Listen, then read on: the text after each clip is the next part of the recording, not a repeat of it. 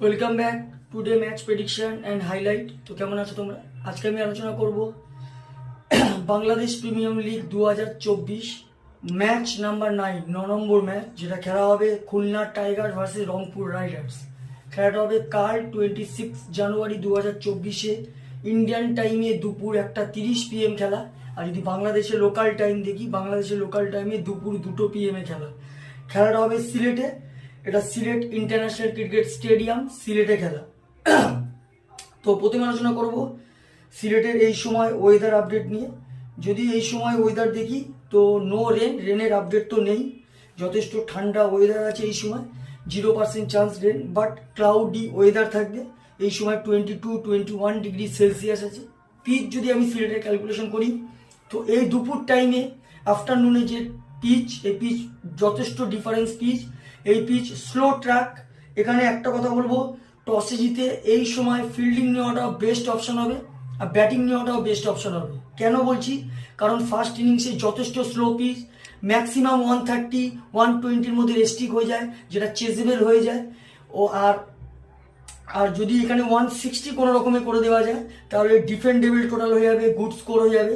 তো এখানকার পিচ অনুযায়ী একটা কথা বলবো, টসিতে ফার্স্ট ব্যাট করা উচিত, কিন্তু টসিতে ফার্স্ট ব্যাট করে 160 করতেই হবে, 160 মার্ক এখানে রাখতেই হবে, তাহলে ডিফেন্ডেবল টোটাল হয়ে যাবে, এটা মাথায় রাখতে হবে। আর যদি এখানে 160 নিচে বা 150 নিচে হয়ে যায় তাহলে এখানে মোটামুটি এখানে চেস হয়ে যেতেও পারে।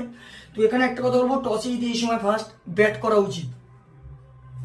খুলনা টাইগার যদি আমি প্লেয়ার লিস্ট দেখি, হোসেন থমাস আছে, Anamul Haque, Evin Lewis, Afif Hossain, Shai Hope wicket keeper, Mahmudul Hasan Joy, Nasum Ahmed, Mukidul Islam, Nahidul Islam, Faheem Ashraf, Nahidul.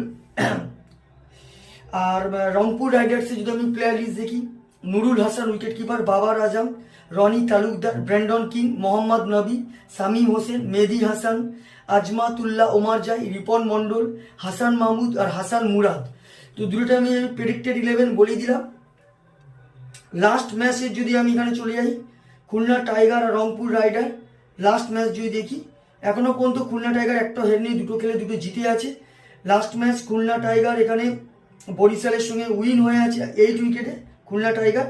তো এখানে খুলনা টাইগারের লাস্ট ম্যাচ সব থেকে হাই স্কোর করে Anamul Haque, 63 run not out. আর যদি বোলিং পারফর্ম দেখি, সব থেকে উইকেট টেকার ইকোনমিক বল করে হোসেন থমাস, 38 রান দিয়ে 1 উইকেট নেয়। রংপুর রাইডার্সের যদি লাস্ট ম্যাচ দেখি, রংপুর রাইডার্সের লাস্ট ম্যাচ সব থেকে হাই স্কোর করে বাবার আজম, 56 রান নট আউট। আর যদি বোলিং পারফর্ম দেখি, সব থেকে উইকেট টেকার ইকোনমিক বল করে মেহেদি হাসান, 18 রান দিয়ে 2 উইকেট নেয়।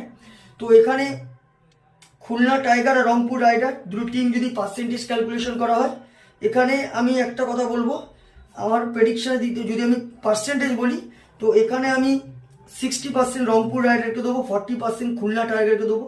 যদি বা খুলনা টাইগার এখনো পর্যন্ত একটাও হেরে নেই, রংপুর রাইডার দুটো খেলে একটা জিতে আছে, একটা হেরে আছে।